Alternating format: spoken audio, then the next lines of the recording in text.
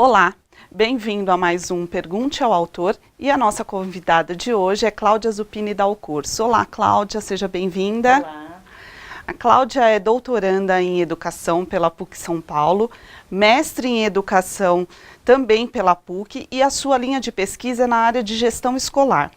O livro que vai embasar a nossa conversa hoje é este livro aqui da Cláudia, Planejamento Estratégico, um instrumento para o gestor de escola pública. E para dar início a esse nosso bate-papo, Cláudia, eu gostaria que você falasse um pouquinho para o nosso espectador, né? Você que esteve nesse lugar de gestor de escola pública, o que te motivou a escrever sobre esse assunto, falar um pouco desse assunto? Bem, eu passei alguns anos da minha carreira de educadora como gestora de escola. E quando eu resolvi entrar na carreira acadêmica, minha motivação para estudar foi sempre em relação à gestão escolar, porque um dos momentos mais incríveis como educadora que eu vivi foi como gestora. Eu acredito muito nesse lugar, na educação, como um lugar possível de transformação. Como uma das grandes paixões da minha vida é a educação pública, eu acredito que esse lugar é um lugar de muito potencial. Então, tanto o mestrado como o doutorado e algumas lato sensu que eu fui fazer, sempre eu busquei estudar esse lugar, esse profissional, o gestor. Então, o livro é o resultado disso, né, desse estudo bem prático mesmo, tanto como profissional e na academia, estudando vários autores, muita pesquisa em relação a esse profissional da educação. Esse tema é um tema que gera muitas dúvidas e nós recebemos muitas perguntas, porque a gente ainda entende que o gestor ele tem muita dificuldade de se encontrar nesse papel. Normalmente ele é um educador que sai da sala de aula para ocupar esse espaço, certo, Cláudia? E eu acho que na sua experiência aí, rodando pelo Brasil, fazendo formação para esse público, você conseguiu perceber essa dificuldade também. Comenta um pouco isso antes da gente entrar nesses questionamentos, até para a gente contextualizar quem está nos assistindo. Esse profissional da gestão escolar, ele não é preparado devidamente, né? Tanto na universidade, né, você tem um currículo escolar que dedica pouco espaço para formar o diretor ou o coordenador pedagógico. E mesmo nas próprias redes educacionais, você não tem uma formação continuada. Então, ele era um professor, né, e de repente ele se torna um diretor ou um coordenador pedagógico por várias maneiras, né? Então você tem a possibilidade de eleição ou até por indicação e de uma hora para outra ele vai para esse lugar de diretor ou coordenador e não há um preparo devido para essa função. E é muito complexo ser um diretor ou ser um coordenador, ser um gestor escolar. É uma função que exige muito desse profissional. Então, por isso que eu acredito que é um lugar que se merece muito estudo, merece muita dedicação por parte da academia, por parte das redes de ensino, e eu acredito que está na hora da gente colocar um pouco de luz nesse lugar, né, desse profissional na área de educação. Muito bem, vamos às perguntas então?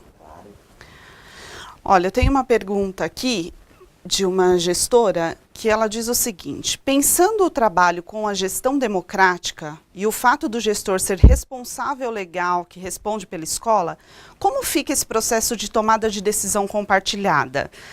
O que fazer quando a maior parte desse colegiado quer ir por um caminho, porém o diretor reconhece não ser a melhor escolha, né? Como que ele pode conduzir aí esse momento de decisão para não ser autoritário? Isso, muito boa essa pergunta. No livro eu falo bastante da necessidade da gente formar uma gestão, né, agir através de uma gestão democrática. Eu falo isso no livro, mas isso daí é uma questão legal, né? Eu não precisaria nem estar dizendo isso, porque isso já deveria estar acontecendo há muito tempo em nosso país, porque está na nossa Constituição. Só que, infelizmente, isso não é algo que se acontece tão claramente assim. Isso é um desafio ainda para muitas escolas, né? como tornar a escola democrática, de fato. Né? Eu acho que isso ainda é um desafio. Mas a questão do profissional, né, ou da pessoa que nos mandou, ela está dizendo que como que eu posso fazer isso dentro desse limite, né? Que eu tenho que dar essa liberdade, mas quem assume as questões legais da escola é o diretor, né? Como determinar esse limite, né, entre as pessoas que tem que compor essa gestão dentro da escola pública. O que a gente tem que entender, muito claramente, é que a gente não faz uma gestão democrática de um dia para o outro. Então eu tenho anos de história da educação brasileira em que isso não acontece. Né? Que nós temos uma educação de um diretor sentado numa mesa, que ele manda, que ele determina várias ações dentro da escola e que os pais muitas vezes não entram do portão, que tem uma campainha que ele aperta lá fora, ou que tem uma escola cheia de grades. Né? Então nós temos várias realidades dentro das nossas escolas brasileiras. E isso não acontece assim, amanhã eu abro todas as portas e de repente a gente vira democrático. E isso, para acontecer de fato, você precisa formar as pessoas. Então, da mesma forma que a equipe gestora tem que formar os profissionais docentes, você também forma a sua comunidade para que haja realmente uma gestão democrática. Então, esse limite que a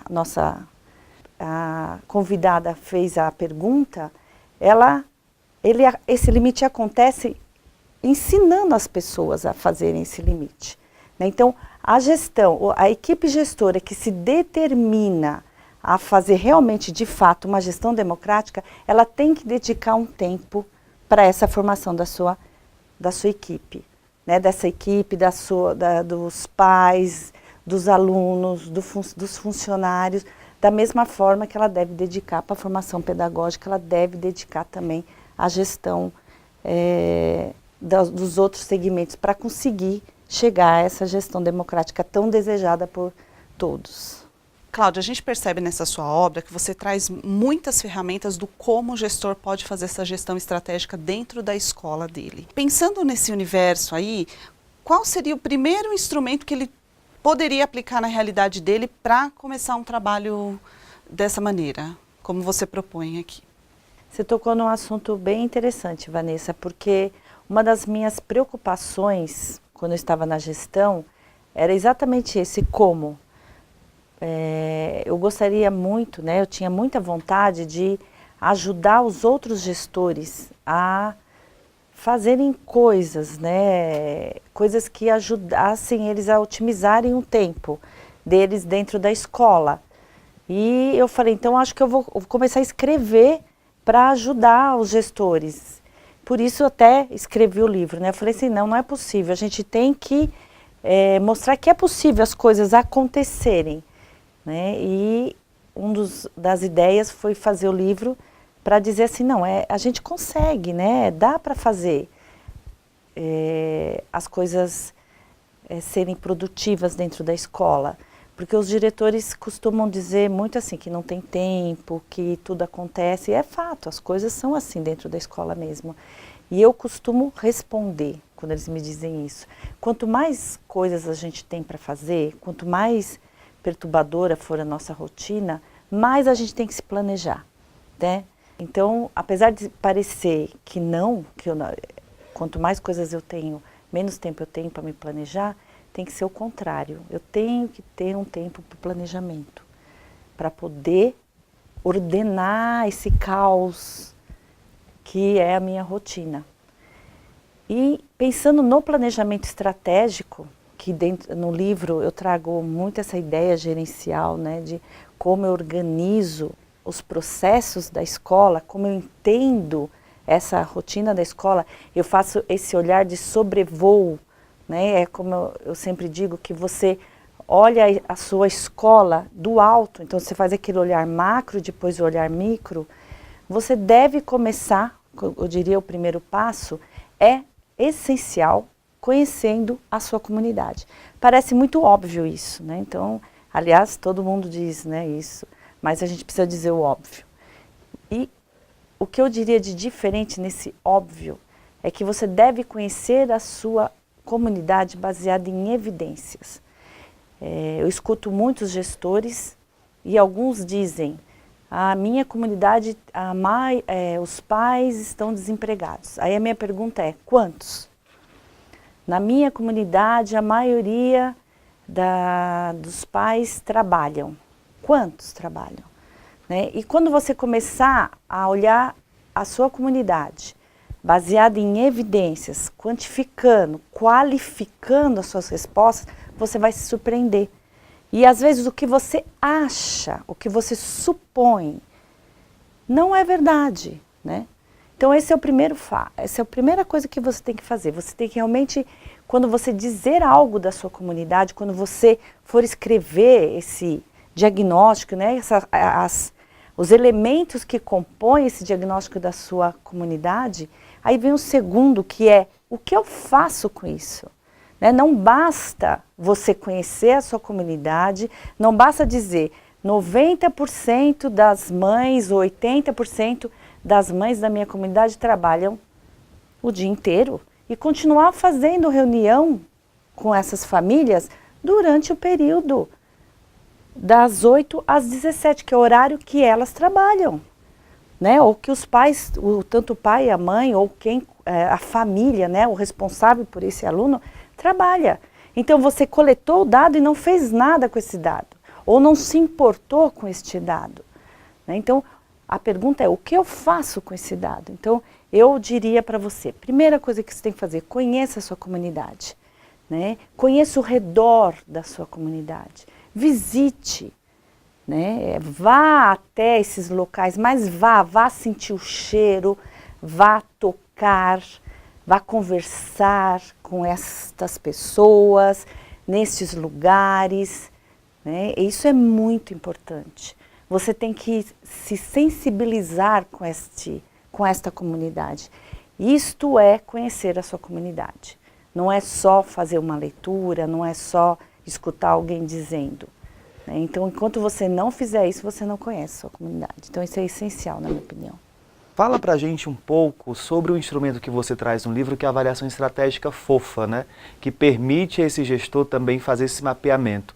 Explica um pouco pra gente como ele pode implementar esse trabalho na escola. Legal, Thiago. Esse instrumento, a avaliação estratégica, ela é muito importante. Né? É um instrumento que o gestor pode utilizar com a sua equipe para poder entender um pouco a realidade e a opinião das pessoas, para ele poder enxergar o que as pessoas que compõem os seus segmentos da sua escola tá pensando da realidade da sua escola.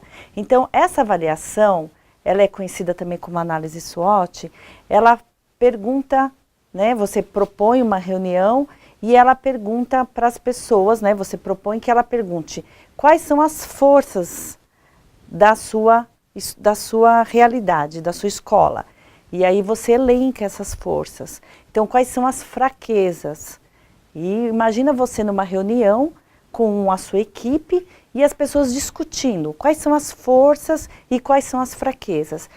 O importante é a gente saber que isso, força e fraqueza, estão relacionadas às questões internas. Então você tem que pensar dentro da sua escola, o que você tem governabilidade. Então o que você tem de força e o que você tem de fraqueza. E depois você, com essa mesma equipe, vai pensar quais são as oportunidades e quais são as ameaças. E essas questões de oportunidade e ameaça estão relacionadas com questões externas, isto é, você não tem governabilidade. E aí a sua equipe vai começar a pensar. E essa discussão ela é muito rica, porque cada pessoa, dentro do seu lugar, com o seu ponto de vista, vai trazer sua opinião. E você faz toda essa lista. E depois você tem que priorizar. A gente sempre sugere que você priorize três forças, 3 fraquezas, 3 oportunidades e 3 ameaças. Já nesse exercício de priorizar, já é mais um exercício muito interessante, né? O que priorizar, né?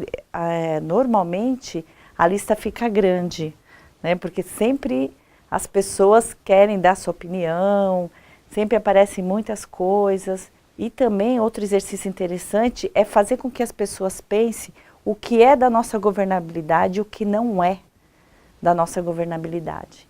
Então é uma aula, né? É um exercício reflexivo com a sua comunidade muito interessante. Então eu aconselho vocês um dia testarem, mesmo que vocês não queiram fazer com a comunidade, com o seu segmento, com todos, ou fazer com um grupo menor, para você exercitar esse instrumento, ele é muito legal de fazer. E depois, o próximo passo, que é um passo mais avançado da avaliação estratégica fofa, é você fazer a intersecção. Aí você começa a fazer o cruzamento, né? Então, o que a sua força pode amenizar as suas fraquezas. E aí você vai fazendo toda essa intersecção. E você tem aí esses pontos de intersecção e você, depois disso, você escolhe o seu ponto principal, o que você quer trabalhar, né? E elabora um plano de ação para seguir em frente aí no que você quer trabalhar. Então imagina, você ter isso discutido com a sua equipe, trabalhado através de uma reflexão. Não fica aquela coisa daquela reunião que você fala, e aí gente, qual é o nosso problema? Aí um fala uma coisa, outro fala... Não, ele é baseado mesmo numa reflexão direcionada, né? Não fica uma coisa esvaziada, aquele monte de gente falando sem um rumo. Isso é muito bom. Isso é muito bom e acredito que uma de nossas pessoas que está nos acompanhando agora, ela já exercitou um pouco da análise SWOT, né, da avaliação fofa, e ela faz a seguinte pergunta: quando a gente localiza dessas ameaças e dessas fraquezas, tem um ponto que muitas vezes aparece, que é a questão da família, o baixo engajamento dos responsáveis da família. Na tua percepção, Cláudia, isso se encaixa como uma ameaça, como uma fraqueza, e como tratar isso, entendendo que são pessoas que participam da comunidade escolar e que essa equipe gestora e a escola como um todo precisa trazer a família, os responsáveis, para dentro da escola também? Essa pergunta é muito boa e com certeza essa pessoa está exercitando essa avaliação, né? Então ela está perguntando se quando os pais não estão engajados na escola, se isso é uma ameaça, isto é, está na linha da não governabilidade da escola, ou se é uma fraqueza que está na linha da governabilidade da escola. Então, isso passa por se está na minha responsabilidade, na nossa responsabilidade quanto escola, né, os pais não se engajarem, ou se não, se é uma coisa que eu não tenho o que fazer, né, o pai não se engaja. Isso é uma discussão muito importante, porque é um discurso muito sério hoje em dia, quando eu digo assim, os alunos não aprendem porque os pais não colaboram, porque os pais não ajudam, porque os pais não estão engajados, e eu vou fazer o quê? Né? Eu não tenho o que fazer. E aí eu volto a pergunta para a pessoa que fez essa questão. Se você colocar na linha das ameaças, que você não tem governabilidade, os pais não estão engajados, e aí você não tem o que fazer, a resposta está dada, né? Se você colocar na linha de fraqueza, você pode pensar em ações para resolver isso. Você está entendendo, quando você põe na linha das fraquezas, você está entendendo que algo na escola é possível de ser feito para resolver o engajamento dos pais. Então, eu acredito que você deve levar essa questão para a sua comunidade e pensar, será que algo aqui na escola é possível de ser feito para trazer os pais, para engajar a família dentro da escola? Não sou eu que vou dizer isso para vocês, né? Eu acho que cada escola, cada contexto tem sua resposta. O que eu digo para vocês é uma coisa que eu acredito muito. eu não acredito, eu tenho muita fé e muita esperança no ser humano, muita, porque senão eu não seria uma professora. Eu acho que quem está na educação tem que acreditar no ser humano, né? Senão nós estamos na profissão errada. E eu não consigo conceber uma família que não aposte no seu filho.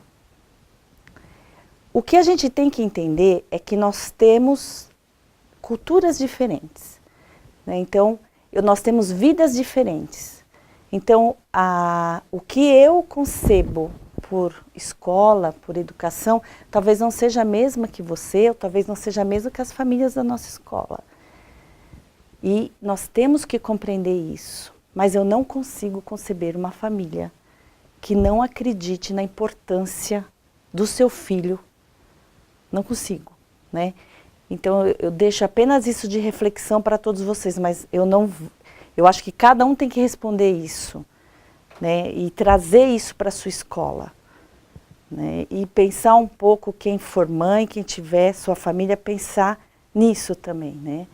E deixo isso de reflexão para vocês, que quem tem a responsabilidade e a função social de produzir conhecimento e transmitir isso é a escola. É para isso que a escola nasceu, né? Então, a gente tem que entender bem a nossa grande responsabilidade na educação dessas crianças, né? Então, onde cada um se encaixa nessa realidade.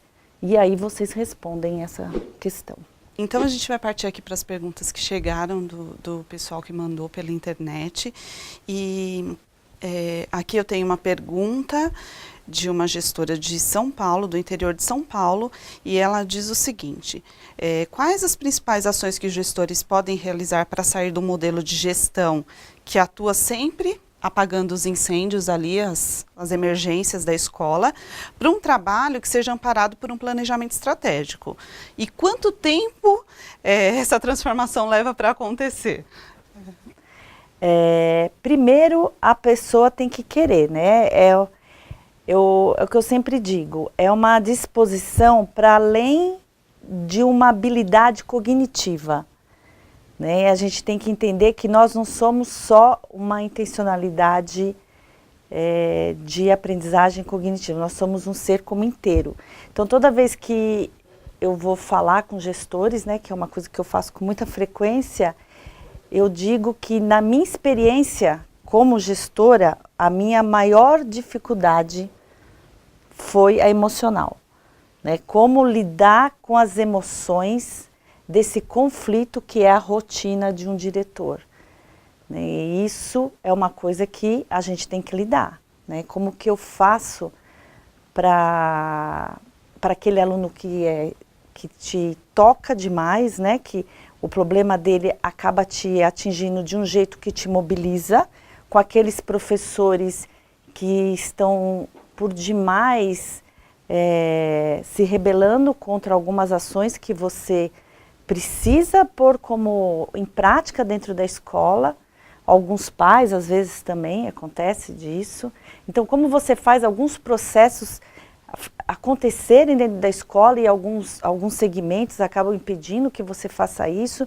Então, isso não é só uma habilidade cognitiva, de conhecimento que você possa ter. São habilidades emocionais também que você tem que ter, né, de postura ética, de uma postura de compromisso com o público que você tem, né, o que você está ali, né, porque você, como diretor ou um coordenador pedagógico, numa escola pública, vocês têm um compromisso ético com um público ali, né? Quem está para aquelas crianças ou aqueles adolescentes? Quem está a favor de lá? Né? Você está a favor de quem lá? Então, é um conjunto de situações, de habilidades, de movimentos dentro desse profissional que tem que ser trabalhado, né? E que você tem que ter um desejo muito grande de mobilizar isso. Então, muitas vezes, uma simples agenda ajuda, né? Você ter uma agenda onde você organiza tudo isso, já pode colaborar muito. Muitas vezes isso é muito mais complexo, né? Tem toda essa questão emocional de você lidar com a pessoa que não vai gostar de você porque você falou um não para ela. Como que você lida com as pessoas que não vão ser tão amáveis com você quando você tomar atitudes que não as agrada? Você está disposta a isso? Como é isso, né? Como você lida com a situação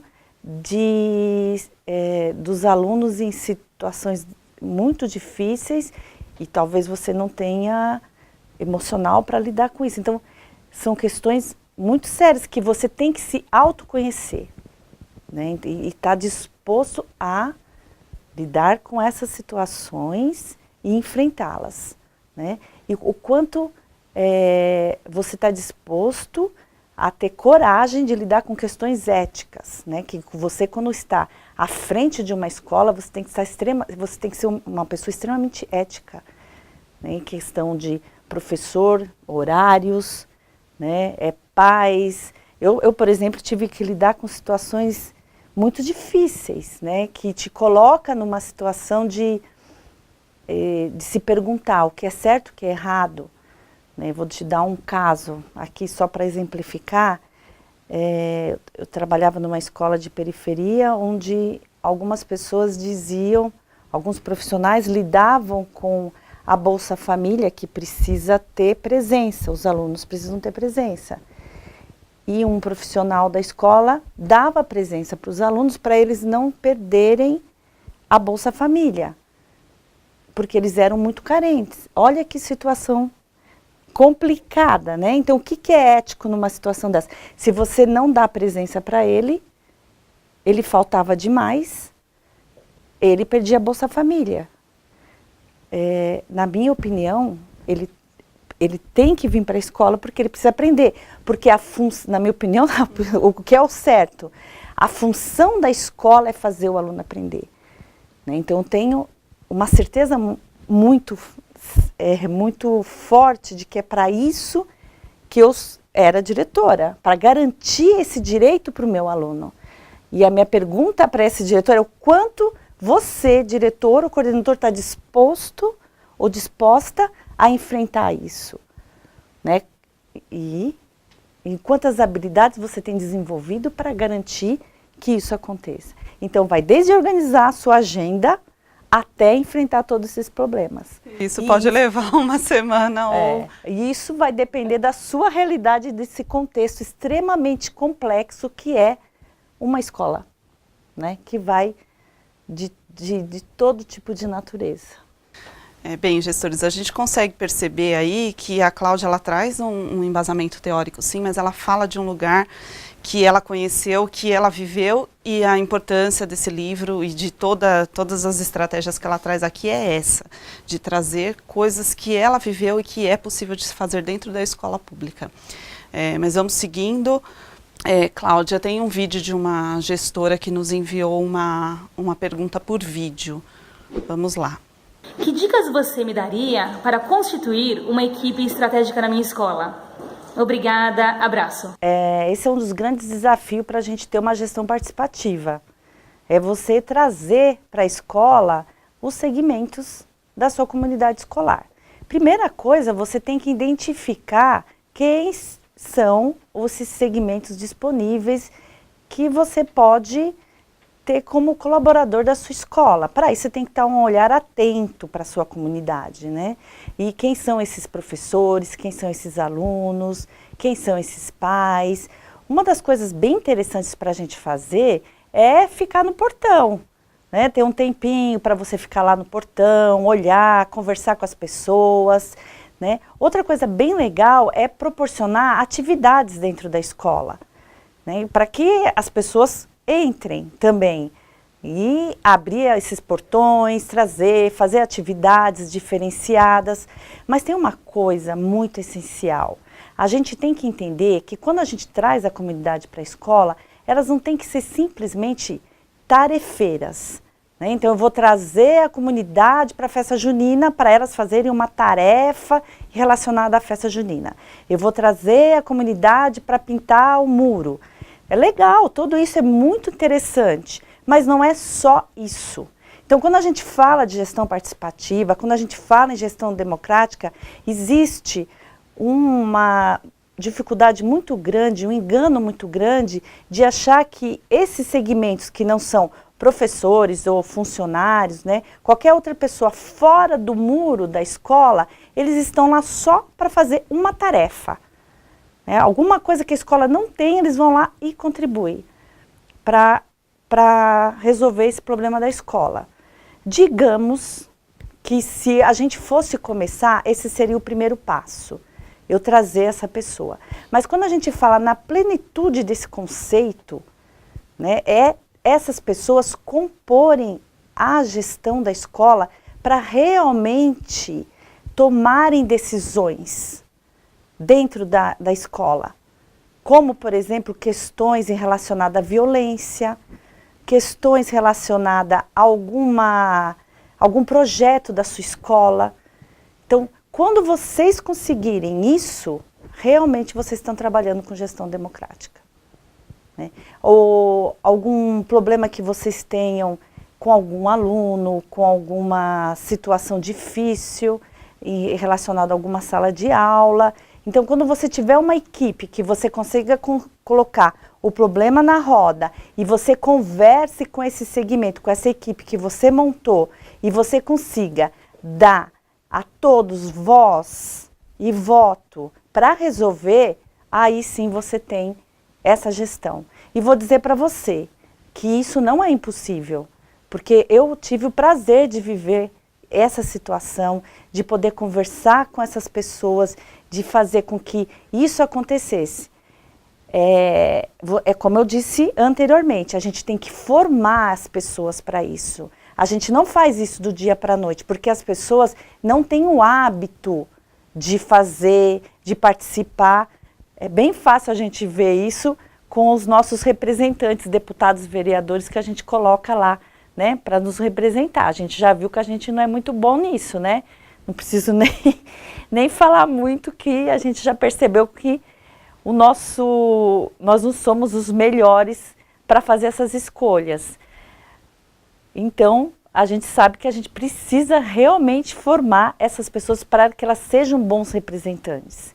E quando eu falo nessa equipe, que nós temos que formá-las para elas saberem serem bons representantes, o que a gente não pode esquecer também é que ser representante significa que ela participa desse conselho, desse colegiado, e depois ela tem obrigação de levar para os seus representados. Então, a gente, como gestor, a gente tem que colaborar com esses segmentos para que ele consiga fazer isso. Bem, Cláudia, eu gostaria de agradecer a sua colaboração, a sua fala inspiradora, que você continue escrevendo muitos mais livros para poder contribuir com o trabalho do gestor escolar. E você que ainda não leu esse livro, leia, é uma ótima dica, e siga nos nossos canais de comunicação, nas nossas redes sociais, e fique atento que nós teremos muitas mais novidades para vocês.